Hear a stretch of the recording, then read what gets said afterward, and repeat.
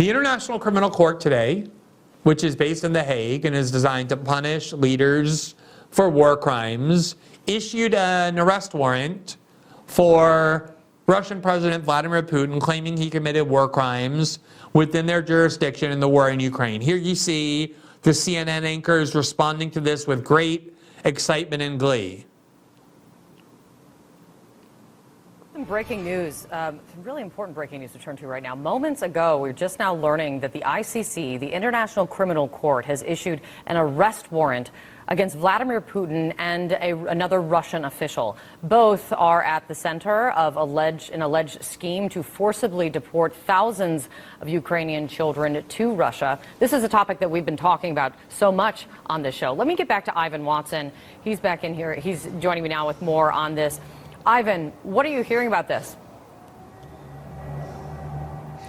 Well, I mean, the headline here is that the International Criminal Court has issued an arrest warrant for the president of the Russian Federation.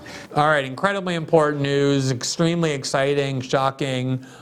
There's only there's one problem with it, which is the relationship of the United States to the International Criminal Court is quite noteworthy.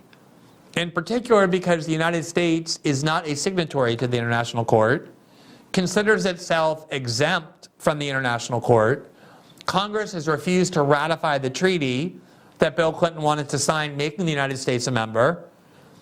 And not only that, but the United States reserves unto itself the right, using a 2002 law, to use military force to rescue any American soldiers or officials who are put on trial at the International Criminal Court. In other words, the United States treats the International Criminal Court like an enemy, believes it has no jurisdiction or credibility to judge other nations, and certainly not the United States. And as a result, here you see the Voice of America News, which is generally pro-America. You see the headline there, the ICC issues arrest warrant for Putin, and it explores some of these difficulties. Quote, the International Criminal Court issued an arrest warrant Friday for Russian President Vladimir Putin, accusing him of war crimes for his alleged involvement in the abduction of children from Ukraine.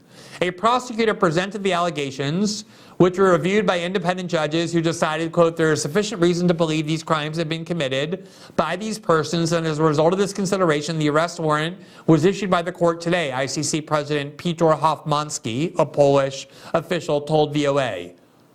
U.S. officials appear hesitant to publicly cheer the ICC action, given past American antipathy for the court.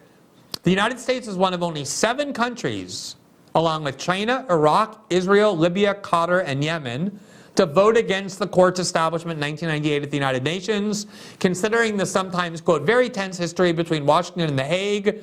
Quote, it would not be surprising that it would take them a moment to think through their position, Lila Sadat, a Yale Law School fellow, an international criminal law professor at the University of Washington in St. Louis, told VOA.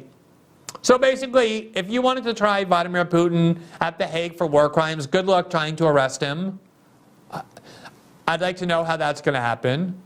But beyond that, you have to explain why George Bush and Dick Cheney aren't on trial there for the Iraq War, which wars in the last 30 years haven't entailed war crimes, and how the United States can possibly applaud prosecution by a court that it regards as illegitimate and from which it has exempted itself. It's the kind of morass and contradictory values that all you have to do is just dig an inch deep, something of course these CNN anchors are incapable of doing, and suddenly you'll discover the kind of quicksand on which all of these moralistic narratives are based.